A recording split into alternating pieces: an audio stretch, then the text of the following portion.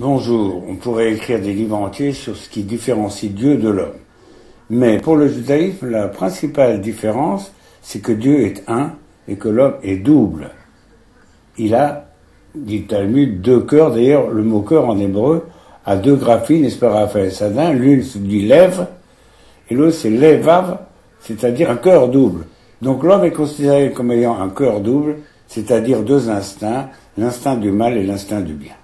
Tout à fait. Et cette dualité est fondamentale à l'homme. Vous savez que la Torah considère que la capacité même de penser, l'intelligence, provient de ce dualisme éthique. L'homme ne prend pas des choix éthiques parce qu'il pense, il atteint au concept, à l'idée, parce qu'il est confronté au 1-2, comme un peu en informatique, 0-1.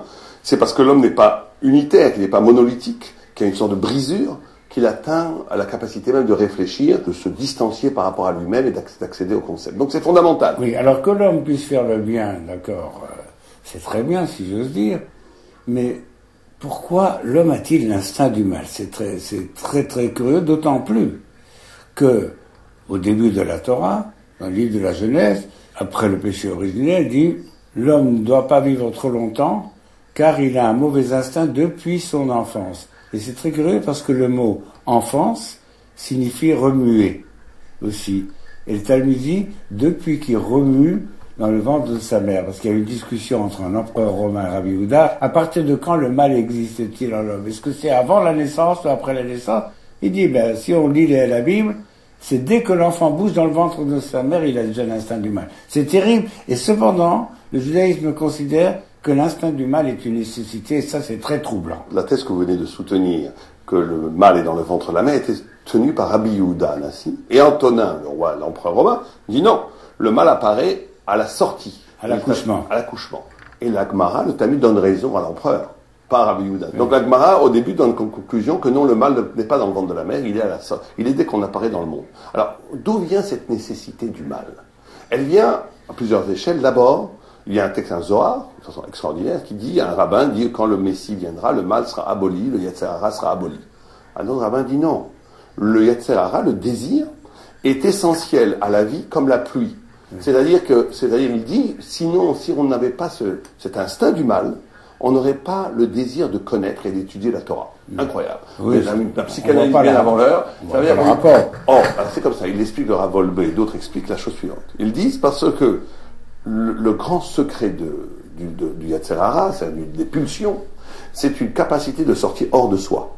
C'est une capacité de s'intéresser en vérité à la transcendance, à quelque chose qui dépasse une pierre, quelque chose de monolithique, quelque chose qui est rassasié en lui-même, une sorte de zen bouddhiste absolu, est en vérité mort, parce qu'il n'a plus de désir. Il a tué le désir vous savez que la théorie, par exemple, bouddhiste, désir, tuer le désir, parce que le désir est toujours source de frustration, et donc on arrive à une sorte de plénitude, d'oubli de l'envie. Mais pour le judaïsme, c'est une catastrophe, cela. Pourquoi? Parce qu'il faut cette dynamique du désir qui me fait sortir hors de moi, et qui peut me faire atteindre à des dimensions de l'altérité. Il y a là un aspect très important de la pensée juive, à savoir que le désir a souvent une connotation négative. Tout être humain a des désirs, le désir c'est la libido est mauvaise, voilà ce qu'on peut penser d'une manière générale, alors que le judaïsme dit non, la libido est nécessaire. Il y a même un très beau texte du Talmud qui raconte que, constatant les dégâts faits par le désir dans le monde, parce que s'il y a de la violence, s'il y a des cambriolages, s'il y a des meurtres, c'est toujours parce qu'il y a du désir quelque part et qu'il faut assouvir ces désirs, même les désirs les plus malsains. Alors le Talmud dit qu'un jour les rabbins se sont réunis en concile ou en conclave et ils ont prié le ciel, Seigneur, abolis le désir, que l'on vive un peu tranquille. Et le ciel a accepté. Et le Talmud, avec un humour extraordinaire, dit, 8 jours après, il n'y avait plus un seul œuf dans toute la terre d'Israël. Si vous abolissez le désir, il n'y a plus de transmission de la vie, plus personne ne peut féconder, etc. Et les rabbins se sont retournés vers le ciel, ils ont dit, Seigneur, ressuscite le désir. Le Talmud ajoute de manière très humoristique, et le ciel a accepté, ce qui est rare, parce qu'en général, le ciel ne reprend pas ce qu'il a donné. D'accord. Alors là, justement, c'est très important ce que vous dites, parce que cette notion du désir. Vous savez que dans la philosophie classique, Platon, Jean-Paul Sartre, critiquaient le désir en disant le désir veut sa propre mort, puisque le désir veut s'assouvir et donc s'anéantir dans le fait qu'on assouvit le désir, et donc on passe d'une frustration, tant qu'on n'a pas le désir, à un ennui quand on l'obtient. Donc c'est une vie terrible. Le judaïsme dit exactement le contraire. Il dit, qu'est-ce qu'on va faire avec cet instinct? Il dit, il faut le brancher au sens. Ça veut dire quoi?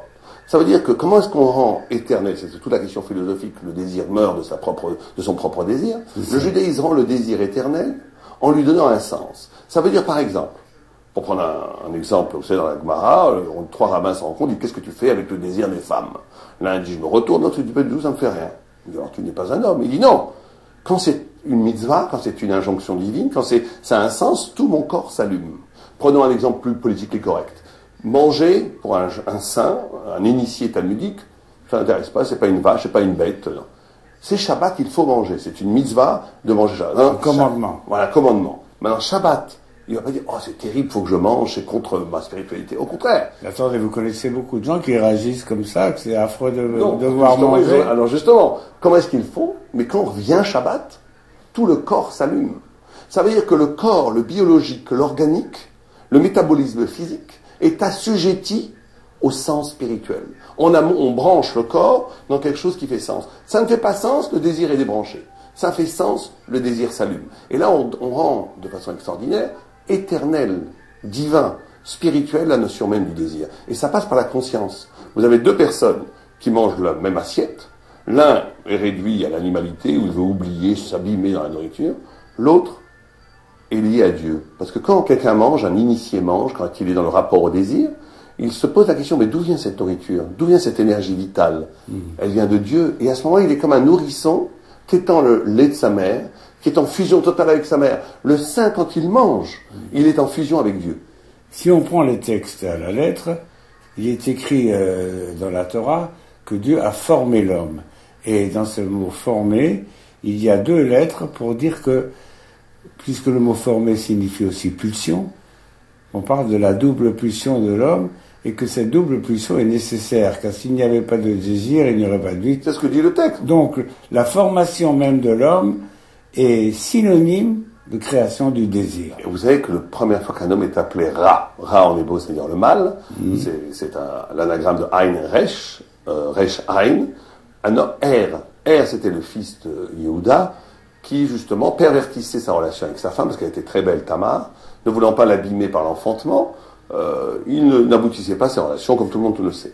Et il s'appelle Er. Er, c'est l'anagramme de Ra, qui veut dire le mal. Donc on a ici une indication biblique. Le mal serait justement de vivre un instant coupé de sa finalité. Le mal, le désir est essentiel, le mal est essentiel. C'est-à-dire que Er voulait avoir des relations avec sa femme, qui se livrait à des manipulations que par décence je préfère ne pas préciser, pour ne pas avoir d'enfant avec sa femme, et que, très curieusement, cet homme, son nom signifie mal quand on le lit à l'envers, d'accord?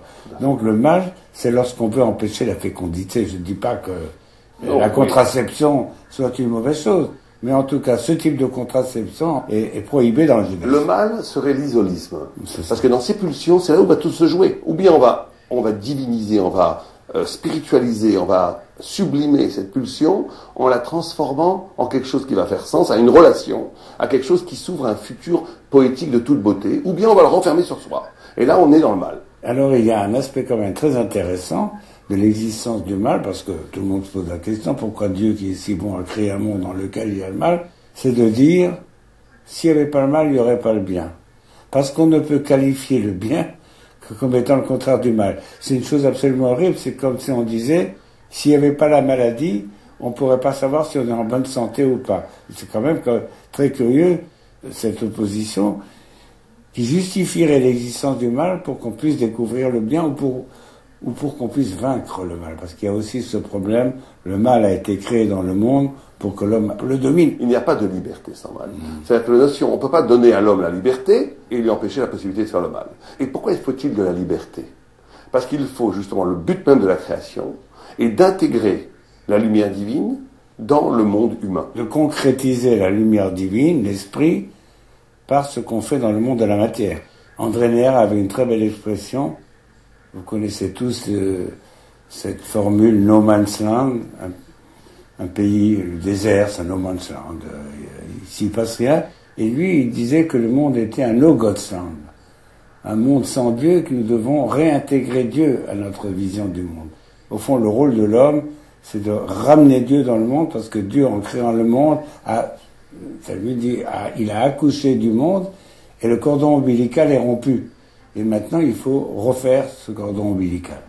C'est le sens même de la création, c'est ce qu'on appelle la notion de réchimou, de trace. Dieu, en se retirant, a laissé quelque chose d'impalpable.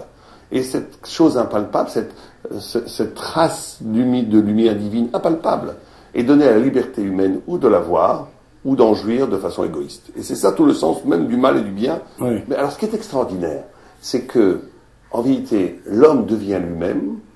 L'homme, et c'est là, parce que vous savez que c'est ça tout le problème, Dieu crée le monde en se retirant. Donc, en vérité, la base même de l'être, c'est le non-être, c'est le néant. Puisque, tant que Dieu est là, il n'y a pas de possibilité qu'il y ait autre chose que Dieu. Donc, Dieu nie toute possibilité d'existence à part lui.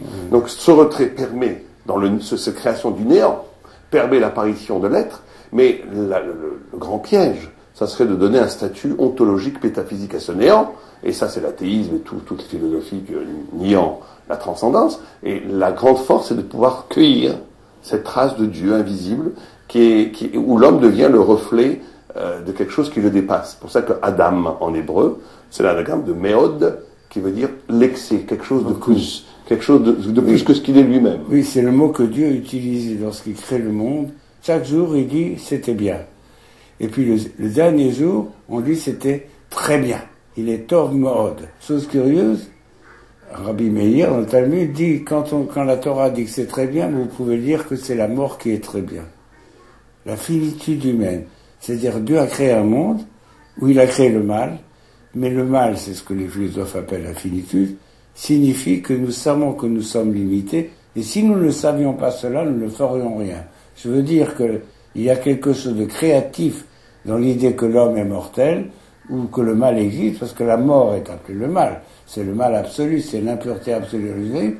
C'est que s'il n'y avait pas l'idée qu'un jour nous allons disparaître, nous nous croiserions les bras et nous ne ferions rien sur la terre, parce qu'on aura toute l'éternité devant nous. Nous n'avons pas l'éternité, c'est ce qui nous rend actifs et créatifs. Tout à fait. C'est le génie du judaïsme, qu'on appelle la temporalité. Cette temporalité traduit des instants d'éternité. Parce qu'il ne s'agit pas non plus de dire, il me reste 20 ans à vivre, 30 ans à vivre, profitons-en. Il s'agit de dire, puisque le temps est mortel, il va devenir immortel paradoxalement. C'est-à-dire que chaque instant, tout le monde a vécu un moment, des moments, où cet instant-là était le reflet de quelque chose d'éternel, inoubliable. De l'infini. L'infini. C'est-à-dire, et c'est ça le but. C'est que Atid, le futur, c'est être un instant qui prend toute la mesure de l'éternité. Alors peut-être pour conclure, on pourrait dire que c'est grâce à l'existence du mal que nous pouvons découvrir le bien, et que c'est ça la grande leçon du judaïsme. Merci Raphaël. Merci à vous.